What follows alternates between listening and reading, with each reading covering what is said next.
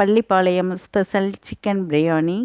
தேவையான பொருட்கள்: பாஸ்மதி அரிசி 1 கிலோ, சிக்கன் 1 கிலோ, எண்ணெய் 100 கிராம், நெய் 150 கிராம், பெரிய வெங்காயம் அரை கிலோ, தக்காளி அரை கிலோ, இஞ்சி பூண்டு பேஸ்ட் 3 டீஸ்பூன், பட்டை பிரியாணி இலை சிறிதளவு, கிராம்பு ஏலக்காய் 4 நம்பர், மல்லி இலை 1 கப், புதினா இலை 1 கப், பச்சை மிளகாய் 5, தயிர் 1 கப், மிளகாய்த்தூள் 2 டீஸ்பூன், மஞ்சள் தூள் 1/4 டீஸ்பூன், மல்லித்தூள் 2 டீஸ்பூன், எலுமிச்சம்பழம் 1.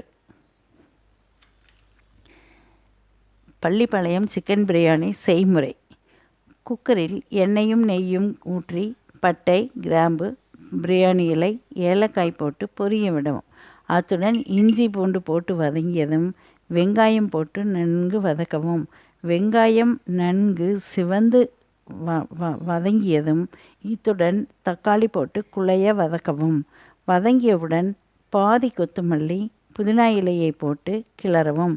அதில் பச்சை மிளகாய் மிளகாய்த்தூள் மஞ்சள் தூள் போட்டு வதங்கியவுடன் சிக்கன், சிறிதளவு உப்பு, தயிர் ஊற்றி நன்றாக கிளற வேண்டும். தனியா பொடி, அரை மூடி எலுமிச்சை சாறு விட்டு வேக விடவும்.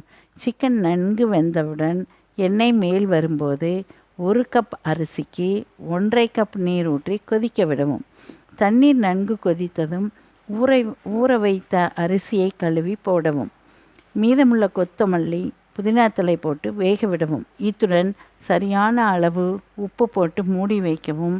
விசில் போட வேண்டாம். அரிசி பாதி வேகும் வரை தீயை அதிகமாக வைக்கவும். பிறகு பாதி வெந்தவுடன் ஸ்டவ்வை சிம்மில் வைத்து எலுமிச்சையை பிழிந்து ஊற்றவும். பின்னர் விசில் போட்டு தம்மில் விடவும்.